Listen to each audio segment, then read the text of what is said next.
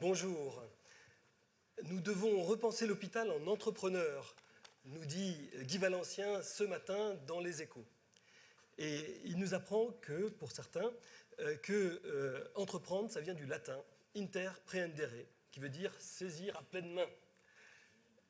Alors, est-ce qu'on peut saisir à pleine main cet hôpital, ce système de santé? Je vous propose que dans un premier temps, nous essayons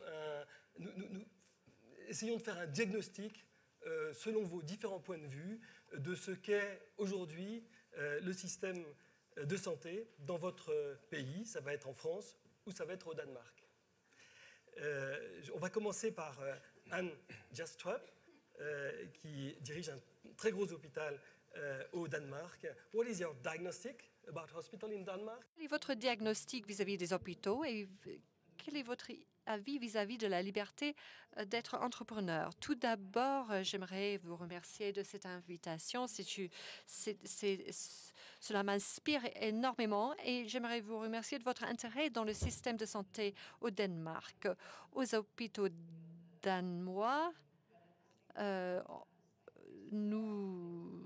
les hôpitaux danois, nous sommes régulés également par des politiques. Nous avons également un certain degré de liberté, mais c'est nécessaire d'avoir une liberté de gestion locale et d'un esprit d'entrepreneur local. Les stratégies politiques sont déterminées, sont définies. Au-delà du pourquoi, il faut poser les bonnes questions. Qu'est-ce qu'il nous faut comme gestion pour les hôpitaux? En fait, c'est les directions des hôpitaux qui doivent prendre les décisions principales et qui doivent poser les questions. Donc, c'est ça la liberté que nous avons. Mais si on parle d'entrepreneuriat, je pense que la force innovatrice au sein des hôpitaux a un bon entraînement, est bien motorisé et c'est stimulé par la recherche. Mais si on doit réussir dans le domaine des soins de santé, il faut être nettement plus concentré sur l'innovation organisationnelle. Et je pense que c'est là qu'on va rencontrer les écueils, parce que lorsqu'on parle d'innovation organisationnelle ou l'entrepreneuriat innovateur, on est confronté aux habitudes, aux cultures et aux pertes d'identité et de prestige vis-à-vis de services particuliers, prestige vis-à-vis des docteurs et des infirmières.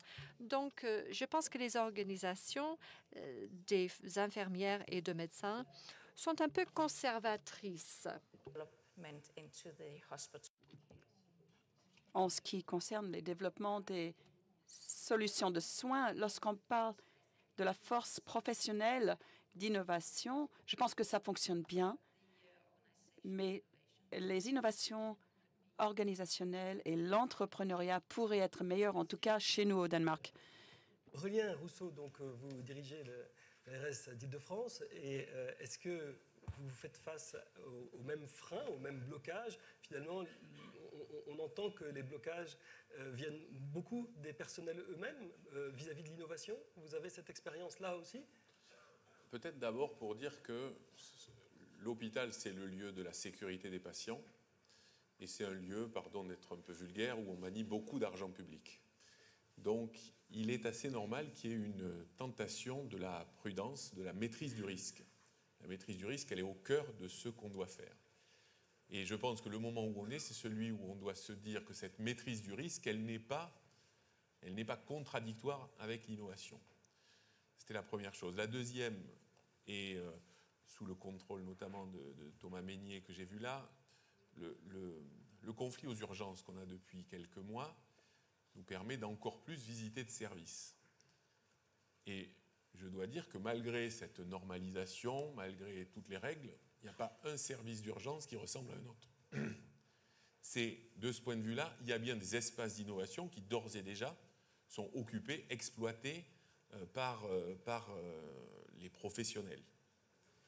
Mais c'est sûr qu'il faut qu'on bouge, parce qu'on est en train d'étouffer sous certaines contraintes et ne pas laisser sortir l'innovation. Des contraintes, il y en a qu'on cite tout le temps, notamment moi, quand je vais dans les hôpitaux, souvent on me dit on remplit des tableaux de reporting, personne n'a aucune idée de où aboutit ce reporting et ces chiffres, et même les systèmes d'information n'existent pas pour les traiter. Donc on comprend ça. Deuxièmement, je pense qu'il faut qu'on favorise les contrats globaux entre les tutelles et les établissements.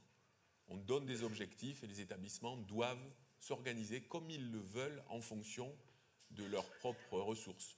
En Île-de-France, on a lancé là, dans le cadre du pacte pour la refondation des urgences, ce qu'on appelle un contrat zéro brancard. On va contractualiser avec les établissements, à charge pour les médecins et les directeurs de construire comment ils veulent y arriver.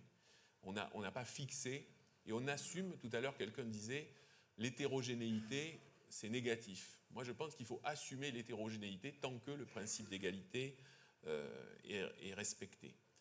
Deuxième point, mais c'était dit à l'instant, je crois qu'il faut qu'on apprenne d'autres expertises. On a l'expertise technique des directeurs, des chefs de service, des médecins.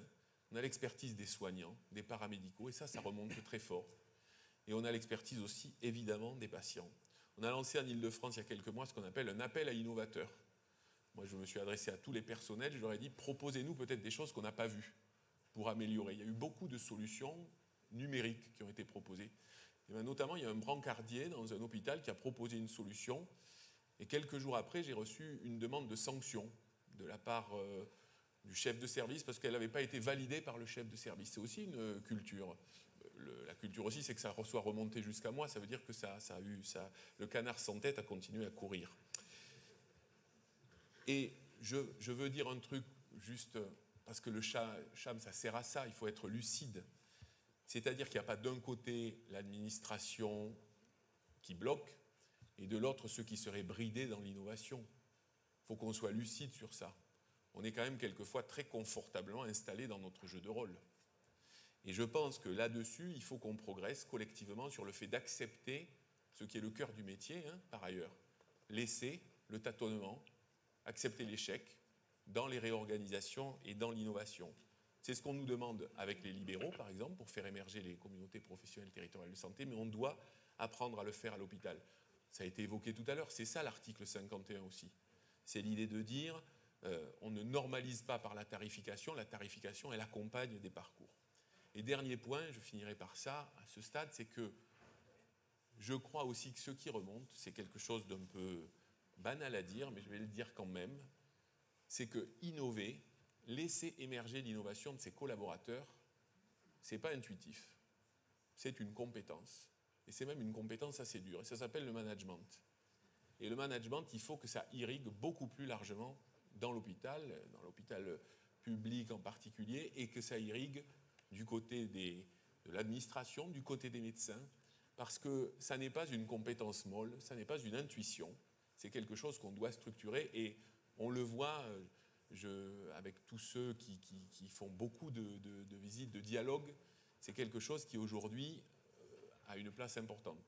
Et je crois que ça veut dire qu'il faut qu'on arrive, je le disais, à sortir du jeu de rôle. Chacun a vraiment sa part de responsabilité, parce que si on est tranquillement dans nos certitudes, nous, tous, en fait, on ne fera rien bouger. Merci Aurélien Rousseau. Et vous me donnez presque la transition pour donner la parole à Marc Penaud, parce qu'il est ancien élève d'une école prestigieuse de management de la santé et maintenant directeur général du CHU de Toulouse. Est-ce que vous vous sentez chef d'entreprise, puisque Guy Valencien nous harangue aujourd'hui pour nous demander si l'hôpital est une entreprise. C'est à bout, ou est-ce que le grand CHU de Toulouse, c'est aussi une entreprise? Je crois que c'est les deux. Le CHU de Toulouse, comme tous les hôpitaux publics, et en particulier les CHU bien sûr, réalisent leur mission dans le cadre de règles de service public que vous avez évoquées, qui ont pour but de garantir une cohérence dans un système qu'on connaît. C'est un système de solidarité nationale qui repose sur quelques principes.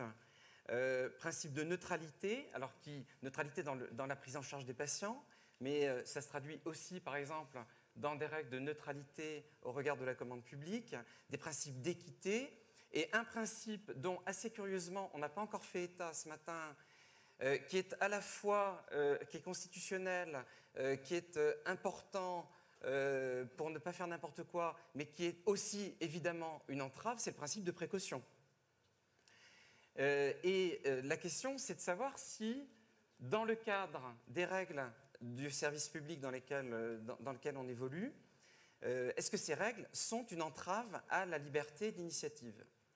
Alors, je voudrais faire état, un petit peu comme vous l'avez fait, faire état de ce paradoxe. On a des règles qui sont lourdes, on a des règles dont on peut être amené à se plaindre et dont beaucoup de gens dans l'hôpital se plaignent, mais en même temps, l'hôpital public est une source absolument incroyable de projets, d'initiatives, d'intelligence, de partage, de données.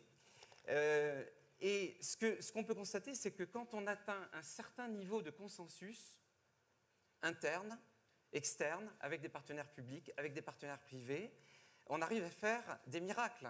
Et on arrive à poser les bases de coopération qui sont finalement des gestions de projets complexes, permettant d'aller très loin dans l'utilisation de crédits volumineux, etc. Je pense par exemple aux IHU, je pense au projet de consortium au CHU de Toulouse, pardon. On a des quantités de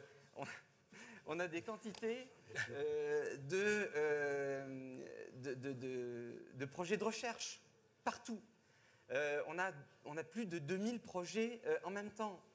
On est en train de conduire un projet de consortium extrêmement pertinent, extrêmement important, autour d'une cohorte de plus de 1000 patients qui est unique au monde dans le domaine du vieillissement. Donc ça veut dire qu'on a des règles. Ces règles, on doit les appliquer.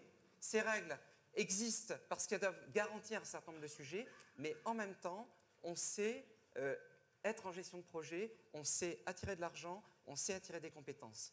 Donc la question que j'ai envie de poser, qui revient en fait à réinterroger la question initiale, plutôt que le sujet de la liberté d'entreprendre, qui aboutit à une aporie, qui aboutit au sujet que vous avez posé, c'est-à-dire est-ce que l'hôpital est une entreprise?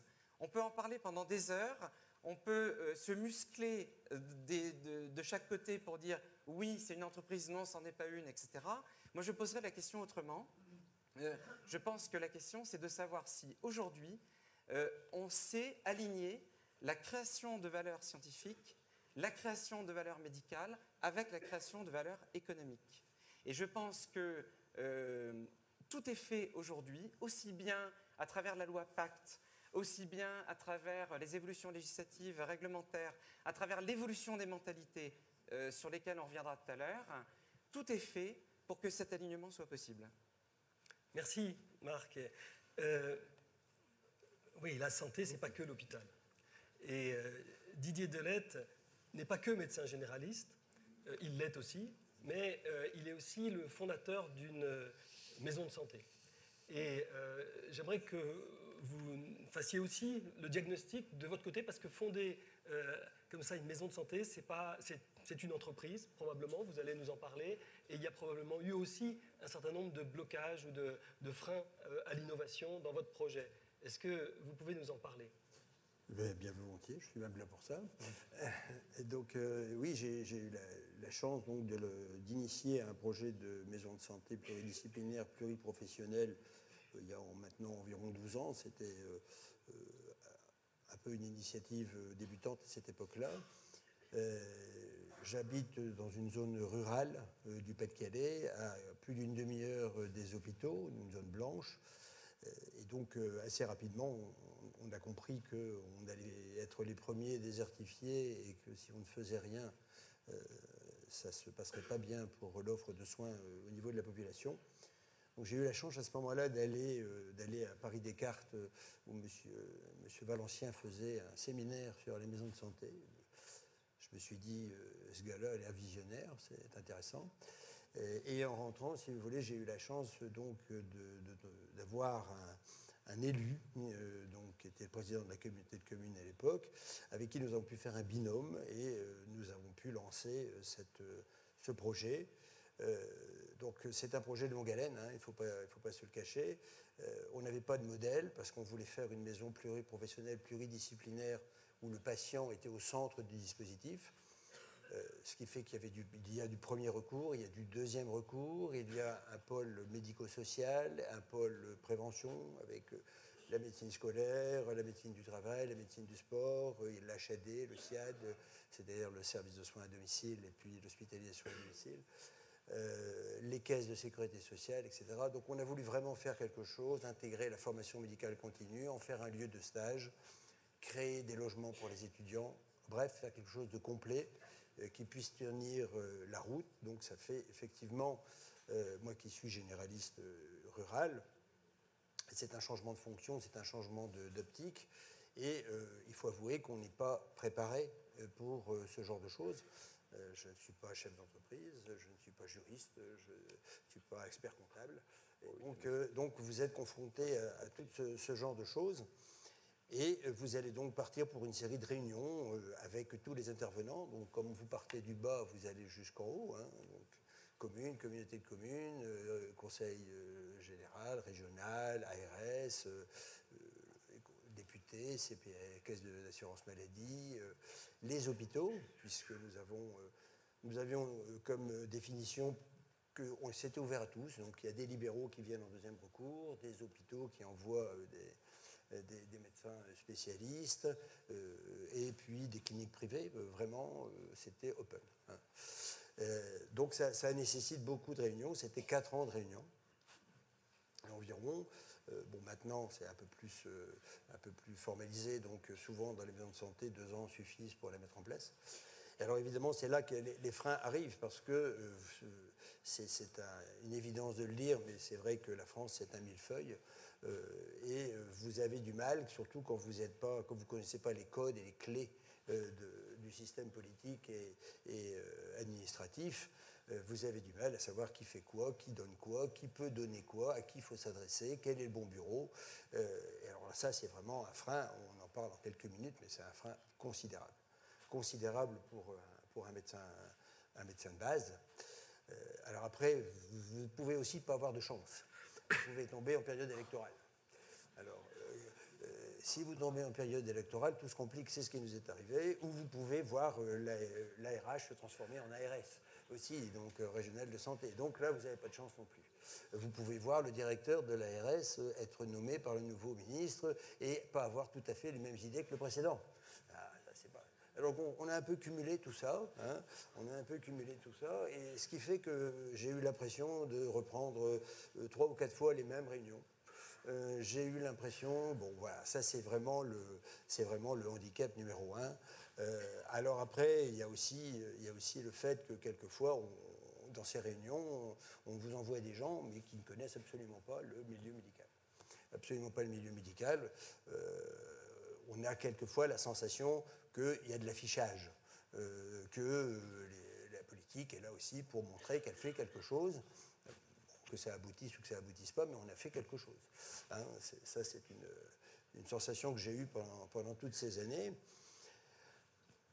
À la fin, quand même, parce qu'il faut aussi dire, là aujourd'hui c'était sur les freins, mais aussi des tas de gens formidables, hein, et des tas de gens dévoués et qui passent beaucoup de temps.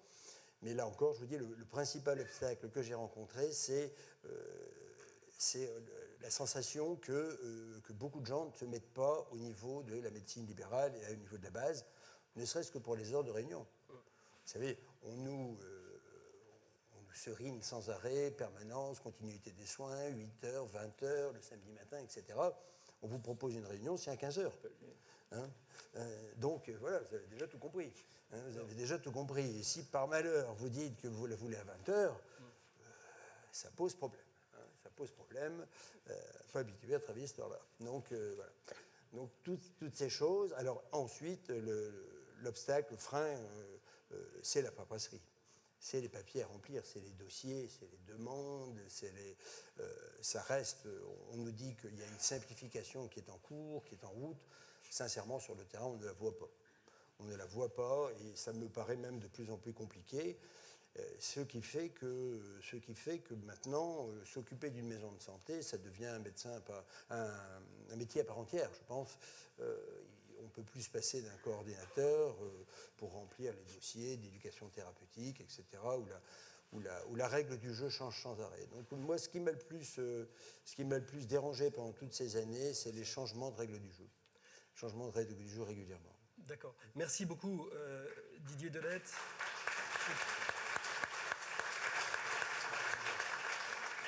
Magnifique témoignage vécu et qui donne aujourd'hui lieu à une très très belle réalisation dans les Hauts-de-France. Daniel Caille, c'est un autre volet finalement du secteur privé dans l'offre de soins que vous avez fondé, dirigé. C'est le même en partie. C'est le même. La MSP, c'est une entreprise. C'est une entreprise. Vous êtes une entreprise, et probablement d'ailleurs l'entreprise clé, l'entreprise des soins primaires, et vous faites l'objet de tas de convoitises. Hein. Vous étiez notre correspondant, et nous souhaitions nous organiser librement. Maintenant, on essaye de nous organiser sous contrainte, mais on ne nous enlèvera pas la liberté de l'association entre les soins primaires et les soins spécialisés. Voilà. En tout cas, Didier, ce que vous faites, c'est remarquable. Non, mon constat, vous posez deux questions. Le constat et le blocage. Premier constat, pour quelqu'un qui est chef d'entreprise dans l'entreprise hospitalière depuis plus de 30 ans, c'est qu'on vit une période phénoménale, fantastique. N'oublions pas le ciel bleu, qui est quand même l'évolution extraordinaire sur tous les points de vue, sur le point de vue des pratiques, sur le point de vue des outils que l'on a, sur même le point de vue des pathologies, les moyens d'information. Toute cette génération qui nous écoute, nous n'avons jamais vécu une telle période de changement.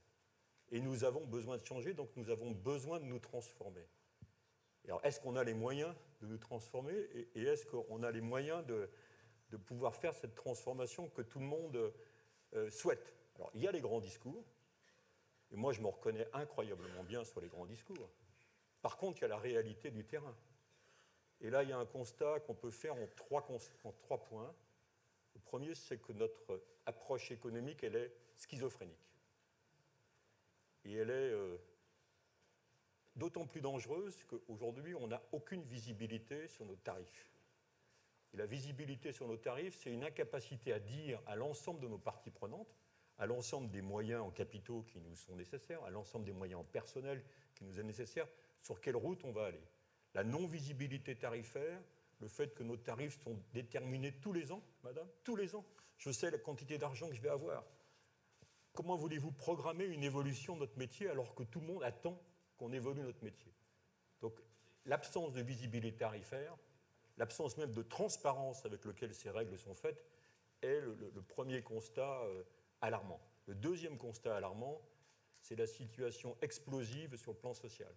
C'est que si nous avons traversé ces crises avec des baisses tarifaires extrêmement violentes, avec une perte de pouvoir d'achat de nos personnels, c'est à peu près élevé à 10% dans les dernières années. Aujourd'hui, il ne faut pas s'inquiéter, il ne faut pas s'affoler, il ne faut pas s'étonner qu'aujourd'hui, on a une tension sociale à tous les bouts. La tension sociale, elle est extrême. Il y a un an et demi, je suis sorti de ma vie d'entrepreneur pour le dire. C'était quelques mois avant des épisodes en France qui ont défrayé la chronique. Mais nous vivons toujours sous une menace sociale.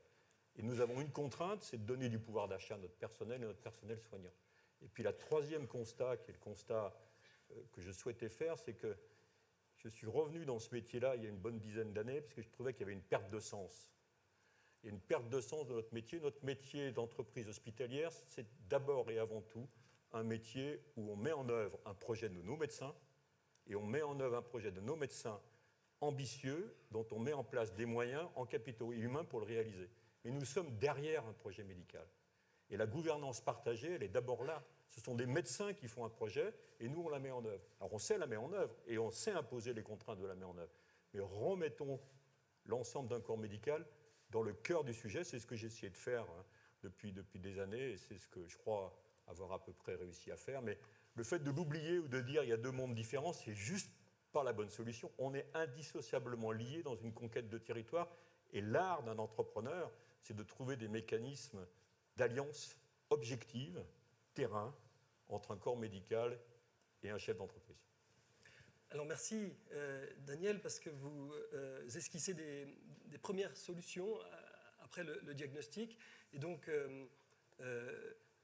j'aimerais peut-être, si certains veulent réagir déjà sur ce qui a été dit, on a souvent dit le système de santé, c'est le patient qui doit être au centre. Et dans le fond, Daniel Caille nous dit presque que c'est le médecin qui met au centre. C'est la conception que vous avez du système de santé ou pas?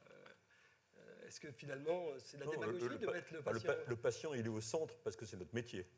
Notre métier, c'est de prendre soin de lui. Donc le patient, il est fondamentalement au centre. L'âme de notre métier, le sens de notre métier, ce qui fait que tous les jours on se lève, c'est qu'on est attentif à notre patient. Ce que je dis simplement, c'est que l'organisation de l'équipe qui est autour du patient, il faut se souvenir de l'ordre dans lequel on doit le faire. On doit être dans l'organisation des moyens qui permet à une équipe de médecins, de soignants, de le mettre en œuvre. C'est tous les protocoles de parcours de soins, c'est toute la RAC, c'est toute la digitalisation autour du patient, c'est tous les moyens de communication. C'est simplement ça. On est un accompagnateur de moyens. Mais l'accompagnateur de moyens, il a une vocation, c'est de comprendre que le patient autour de lui, et de ce côté-là, l'époque actuelle, elle est aussi passionnante parce qu'on est en train d'assister à une personnalisation de la pathologie de nos patients. On est en train de vivre non plus une maladie, mais des malades. On est en train de prendre en charge des malades plutôt que de prendre en charge des maladies. Je ne sais pas si ça vous paraît assez abstrait comme conception, mais dans la vie quotidienne, c'est une évolution fondamentale des équipes soignantes et des équipes médecins, c'est que c'est le malade qui devient plus important. Il a une maladie, mais c'est le malade qui nous importe. Marc ? Oui, je partage très, très volontiers votre approche. De façon précise, concrète, il y a une question de sens au sein de nos établissements, avec des messages qui sont passés, qui ne sont pas toujours bien passés, qui ne sont pas toujours bien compris, une question de renouveau managérial et du sens managérial qui est absolument, absolument crucial, et une nécessité de pouvoir s'appuyer sur les bonnes idées au lit du patient, donc de faire du bottom-up, pour pouvoir régler au quotidien, au lit du patient, ce qui permet aux équipes de retrouver le sens de leur engagement. Aujourd'hui, on est plutôt dans le sens inverse, c'est-à-dire qu'on a des règles qui tombent, il y a des strates successives de normes, des normes externes, des normes de la surnormalisation interne pour des tas de raisons, et au final, des soignants qui disent « mais on ne sait plus ce qu'on a à faire, on ne sait plus ce qui est prioritaire, on ne sait plus quel est le sens de notre mission ». Donc, donner du sens, c'est retrouver une liberté d'entreprendre, non pas au sens de l'entreprise avec une création de valeur économique directe, mais une liberté d'entreprendre des actions au lit du patient pour retrouver du temps, pour retrouver du sens dans l'engagement des équipes. Alors, vous avez dit quelque chose que je partage tout à fait. Je crois qu'il y a deux évolutions qui sont absolument fondamentales et qui sont en cours. La première, c'est que le monde de l'hôpital public, est en train de concevoir l'idée qu'il n'est pas le début et la fin des soins. Ça fait 25 ans que je travaille dans le domaine hospitalier public. Jusqu'à une période récente, on considérait qu'un malade devenait malade et qu'on ne pouvait le considérer comme tel qu'une fois qu'il avait franchi les murs du CHU ou de l'hôpital. Ce qui était avant c'était pas nul et non avenu, mais en tout cas, c'était à refaire et à réinterroger. Là, on considère maintenant qu'un malade est d'abord malade à domicile, ce qui repositionne le rôle de l'hôpital dans une chaîne de sens qui est différente. Le deuxième point, la deuxième révolution qui est très, très fondamentale, c'est le lien entre le médecin et le patient.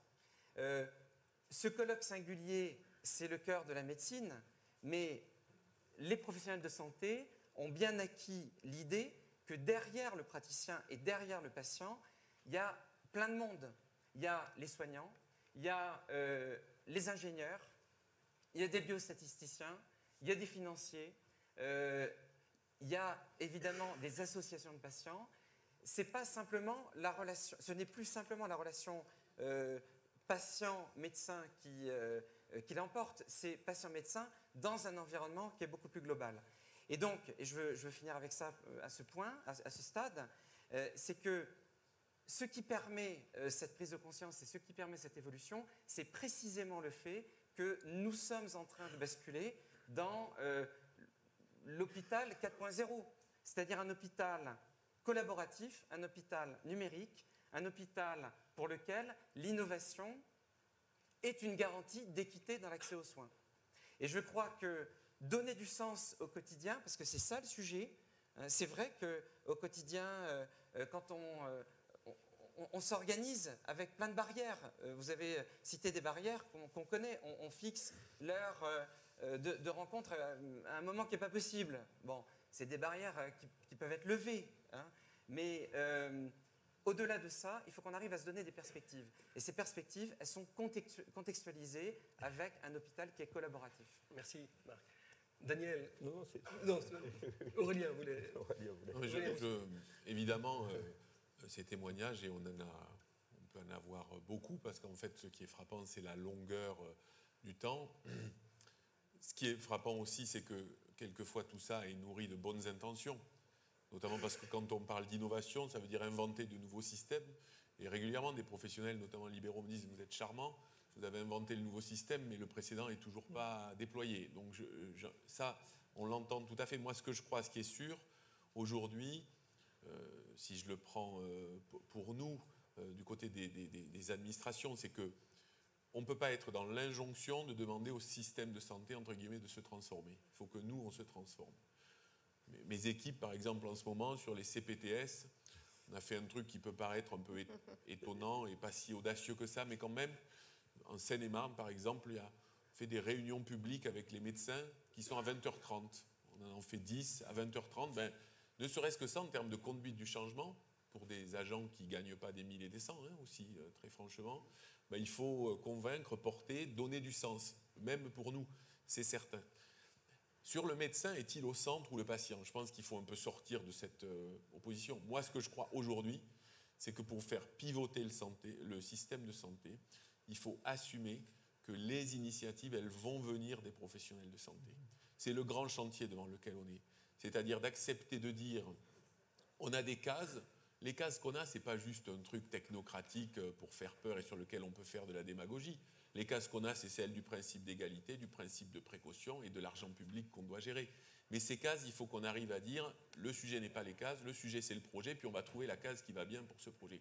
C'est du changement, c'est de la conduite du changement à faire, aussi pour nos équipes, qui sont effectivement quelquefois un peu inquiètes de l'analyse. Et donc c'est aussi leur dire, il y a des trucs qui vont échouer, il y a des projets qui vont échouer parce que ça n'aura pas été la bonne solution. Mais la valeur de la tentative et de l'innovation est supérieure au risque de l'échec. Ce que ça veut dire au final, et je crois que c'est une leçon qu'on a collectivement, on ne réduira pas beaucoup le millefeuille, c'est pas vrai. Je ne crois pas, enfin on peut dire ça pour se faire plaisir, il ne va pas beaucoup se réduire. La question c'est que les différentes feuilles de ce millefeuille, elles assument la complexité, elles. On essaye, en Ile-de-France notamment, avec l'URPS médecins, avec le conseil régional, on va y arriver, par exemple, de faire un seul dossier pour les demandes d'aide pour les maisons de santé. Ça peut paraître tout simple, c'est pas du tout simple. On essaye de le faire, on va réussir à le faire. On essaye sur les CPTS, et on le fait, de dire on ne se déplace plus les ARS d'un côté et l'assurance maladie de l'autre. On fait ensemble, comme ça vous entendez la même chose. C'est ça, il faut qu'on apprenne à endosser la complexité et ne pas la faire reporter sur l'intervenant. Ça veut dire aussi que dans le même temps, du côté de tous les professionnels, il y a aussi une lucidité sur la transformation de ce monde lui-même. Et on voit chez les jeunes professionnels de santé des aspirations qui sont très différentes à des moments de celles qui ont pu être celles. Voilà. Donc il faut arriver à capitaliser sur ça. Et c'est pour ça que je disais, on ne s'en sortira que si on est sûr qu'on doit tous bouger simultanément.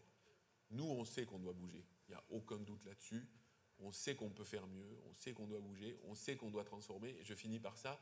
En ce moment, mais Claude Evin est derrière moi, il a connu cette joie-là aussi. Je fais l'évaluation des directeurs d'hôpitaux de la région Île-de-France.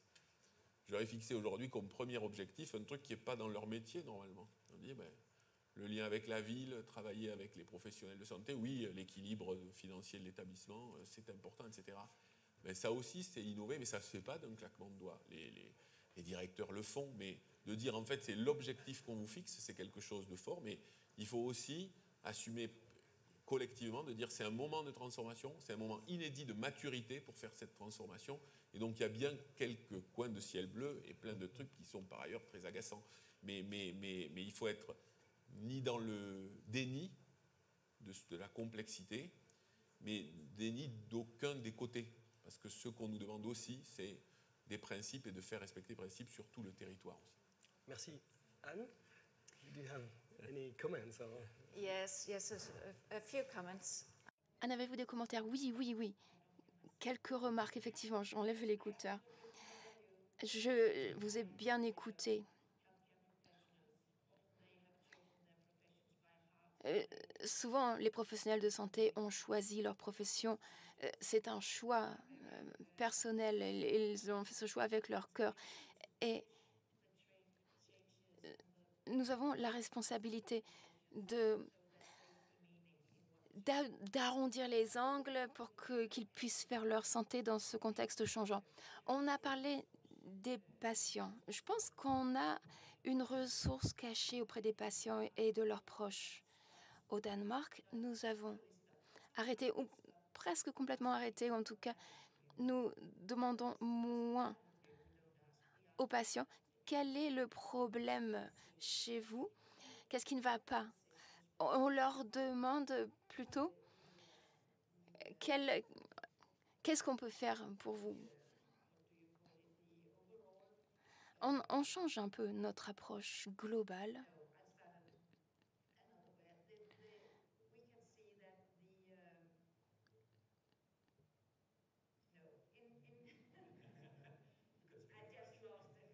Pardonnez-moi, j'ai perdu le fil de mes pensées.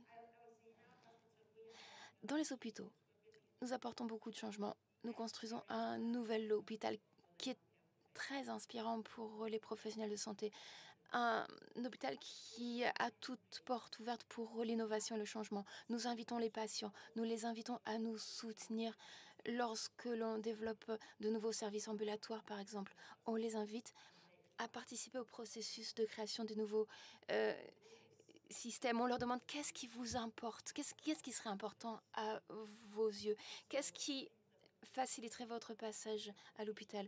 Donc vraiment, n'oublions pas les patients et leurs proches, car ils peuvent être une très bonne ressource pour nous appuyer dans le travail de l'hôpital. En milieu rural, le problème de savoir si c'est le médecin qui est au centre du dispositif ou le patient, ça ne se pose pas tellement encore parce que le médecin de famille, ça existe encore et que le patient il est naturellement au centre du dispositif. Et nous avions conçu notre maison de santé pluridisciplinaire en partant de ce principe. Et dans notre association qui porte le projet de santé qui avait été élaboré au départ, il y avait un certain nombre de commissions, dont une commission des usagers d'entrée de jeu qui nous donnait donc leur éclairage sur ce qu'ils souhaitaient. Après, je pense qu'il ne faut pas non plus faire de l'angélisme, mettre le patient au centre de tout système de soins, oui, à condition qu'on pratique aussi une éducation du patient. Je pense que c'est quelque chose qui est un peu tabou comme sujet, mais je pense que l'éducation du patient devrait déjà commencer à l'école. Si vous avez un patient qui téléphone le samedi ou le dimanche soir, donc au centre de régulation des appels libéraux, qui fait 38,5, on lui dit ça peut attendre le lendemain, que ça ne lui plaît pas, qu'il peut prendre sa voiture et aller encombrer les urgences, rien payer et rentrer chez lui, c'est un problème. C'est un problème, surtout si le médecin de garde, lui, il a vu 6 personnes de la journée et était bloqué tout le week-end. Hein. Donc, si vous voulez, l'éducation du patient, c'est important. Je pense que les médecins doivent jouer le jeu, c'est ce qu'on essaye de faire. Les médecins doivent changer leur mode d'exercice et penser à travailler en collégialité avec leurs autres professionnels de santé qui les entourent. Ça, je pense que dans les maisons de santé, c'est ce qui se fait et c'est ce qui se fera de plus en plus. Mais comme vous avez dit, il faudrait une génération pour que les choses rentrent vraiment dans l'ordre. Il faut aussi que les ARS, par l'intermédiaire des subventions qu'ils donnent dans les CISA, c'est-à-dire les sociétés interprofessionnelles de soins ambulatoires, tiennent compte, à mon sens, plus des paramédicaux, car actuellement, tout est centré sur la patientèle médecin. Bon, Ce qui est quand même paradoxal, puisque c'est pas, je ne pense pas que c'est ce que souhaitent les médecins, d'ailleurs, dans les maisons de santé. Voilà. Et puis, je dis, nous, ce qu'il nous faudrait vraiment, c'est, comme vous l'avez dit déjà un peu, c'est un guichet unique. C'est un guichet unique, c'est-à-dire que quand vous avez la chance de trouver une coordination de professionnels de santé qui veulent bien travailler ensemble et faire bouger les choses, quand vous avez la chance en face d'avoir un certain nombre d'élus qui veulent avancer, il faudrait que les choses deviennent simples. Il faudrait qu'on dépose un dossier, il faudrait ensuite qu'on ait un interlocuteur et pas 45, et puis qu'on puisse converser avec lui facilement, qu'il soit présent, qu'il réponde, et puis que ça avance, et qu'on ne vous dise pas, oui, mais ça, il faut appeler à tel endroit, puis ça, il faut appeler à tel endroit. Voilà, de la simplicité. De la simplicité parce que ce n'est pas notre métier. On veut bien y passer du temps, mais il y a une chose dont on n'a pas encore parlé, c'est que de toutes ces choses très séduisantes qu'on met sur la table, à condition qu'on soit assez nombreux. Alors, s'il vous plaît, envoyez-nous des médecins en milieu ruraux, et vous verrez, on mettra en place plein de maisons de santé. Hein. Merci à tous, c'était le mot de la fin.